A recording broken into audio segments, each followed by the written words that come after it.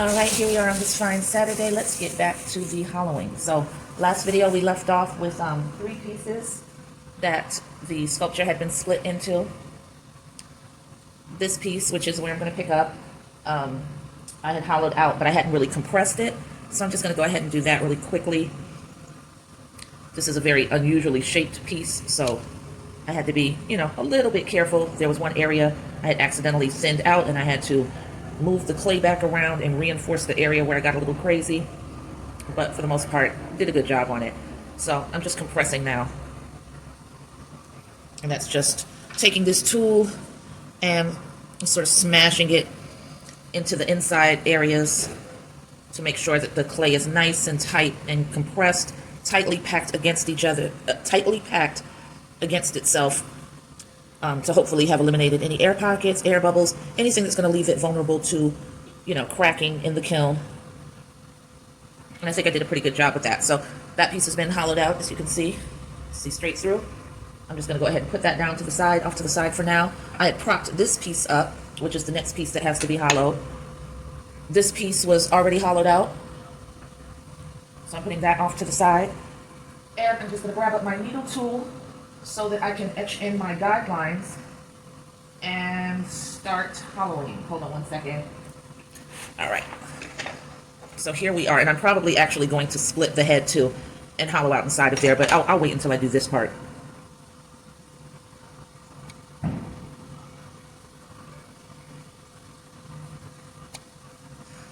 Now I'm not going to be going in too far. I'm going to be going in at sort of an angle because, as you can see, this curves up, this goes forward.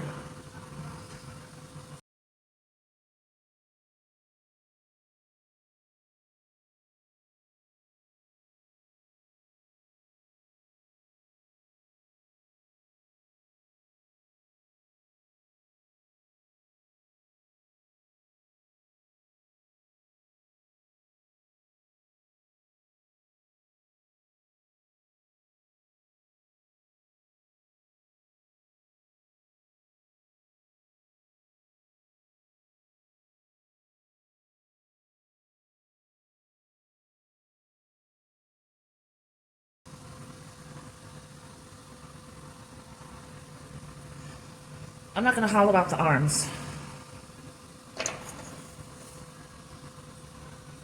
Put this down for a minute carefully because I don't want to add any undue pressure to the arms and make them crack or break.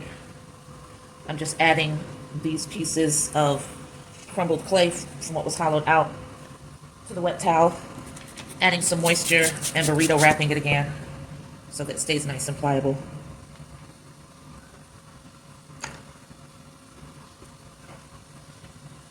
And that goes off to the side. So let's go ahead and get out the wire tool and my towel because I'm not really comfortable on this resting on a hard surface.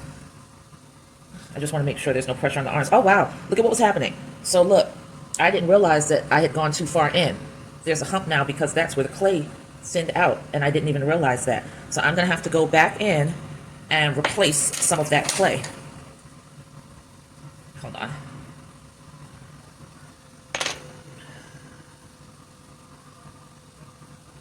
And I actually think it's best for me to do that from the outside because that inside is on a curve and I can't really see what's happening. So I'm going to go ahead and serrate, add slip, and press a good amount of new clay into that area. Sorry guys, I'm talking still because I'm looking for a particular tool. Oh, duh. Right here in front of me. Told you that's how I get down. So there's the slip. I'm going to go ahead and unburrito roll and take a nice section of very moist clay out. Palm roll that really quickly. A little serrating. I'll add a little more slip to this.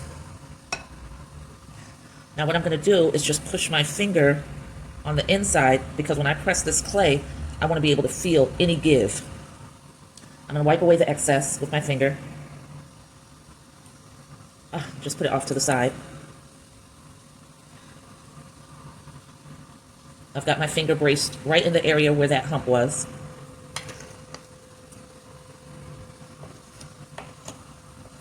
and I'm going to fold over and pack. I'm going to keep pulling this clay right back into that same area because I want it to cave in on the inside. I can feel it pressing against my finger, so I'm accomplishing exactly what I want to accomplish, which is to build up from the outside. So as long as I can feel this clay pressing against my finger, I've serrated it. It's got plenty of slip. I'm not in any dangerous ground. I just need that built completely back up. And the way to do it is to keep pressing it into that spot. And I can clean it up on the outside in a few.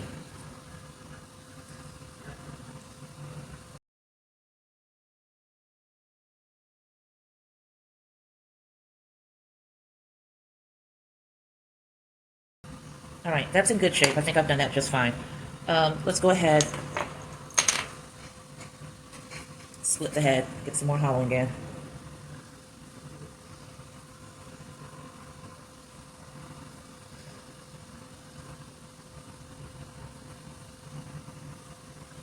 I didn't consider the ear when I made that cut.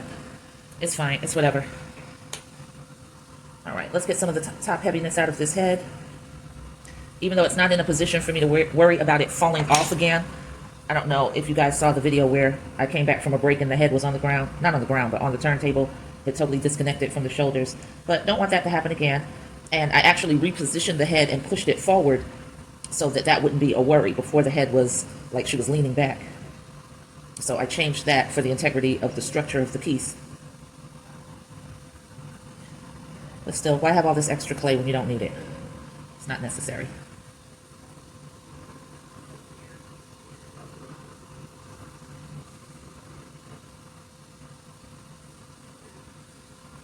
I think that was the ear I just let fall off. It's fine. I'll sculpt it back on. The top part of the ear.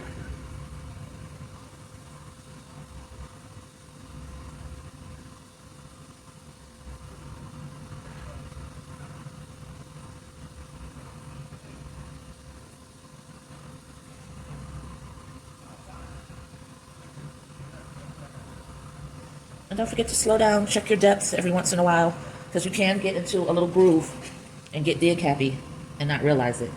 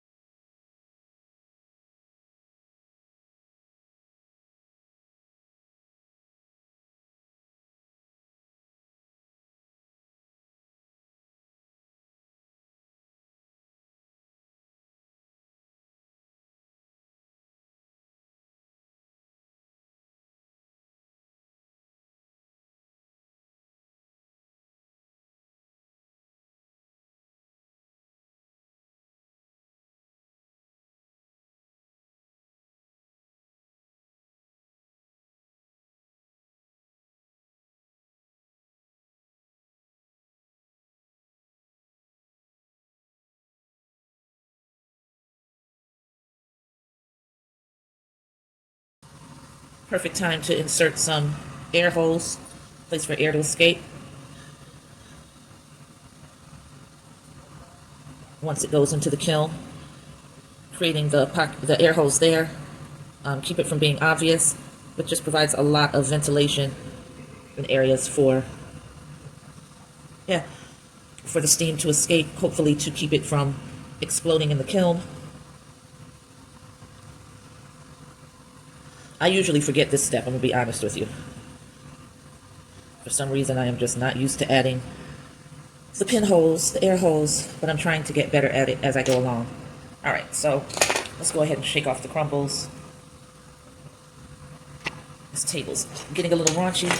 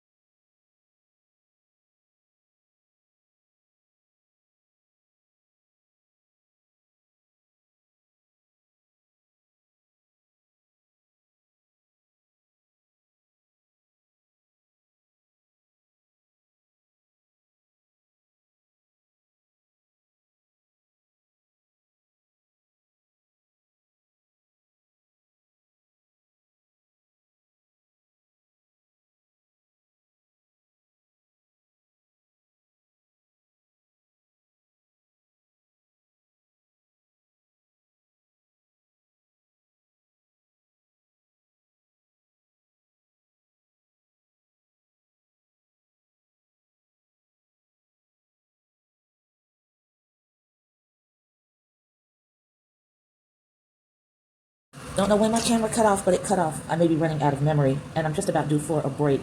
The last time I had looked up at the clock on the last video, it was like 55 minutes had passed, something like that. So I'm getting ready to wind down, take a break, and then I'll come back I have joined all the pieces back together, you know, made a lot of areas sloppy where I was joining, and that's no problem at all because we always knew we were going to have to come back in here and finesse and add detail. But the structure, for the most part, is there, and she's been built up nicely. I'm seeing an area I'm not happy with where I can see the seam, so I'm just trying to work that clay right up into that seam and get rid of the line. A lot of times, most people wouldn't even see that line, but you're so aware of where you joined pieces that you're able to see even the faintest hint. And sometimes it can bother you. You know, I don't imagine that there's any sculptor that sees a seam line that is just like, oh, okay, that's cool, no problem. I just feel like, you know, you want that continuity, and when that continuity is broken, it sort of lingers with you. You know, you're always thinking about it. I like to make sure that my lines cannot be seen because it makes me feel that if there's no more indication of where it was joined, that I have fused those pieces together beautifully, and that hopefully there won't be any problem in the kiln. If I'm able to see where I joined it, I just feel like there's a gap. There's a structure that's not solid. So of course it's going to be really vulnerable to the possibility of kiln explosion, and I don't want that. So there was a very decided factor that I have to add, and I think the best way for me to do it is to go ahead and put some slip into the area now that needs to be softened so that it'll be ready for me to work when I come back from my break.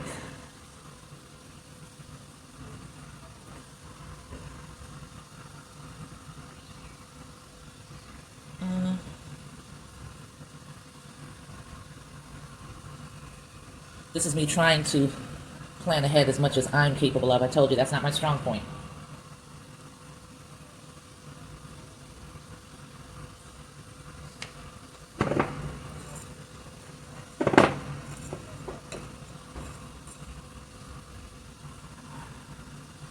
All right. And because I want that area to stay moist, I'm just going to spray it where I just added the slip. There. And I'm going to cover it lightly because this is going to be a somewhat extended break. Oh, I'm sorry. I'll take it on a quick spin, even though we got a lot more work to do.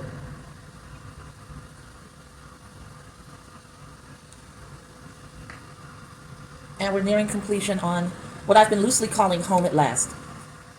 All right. Thank you. Peace.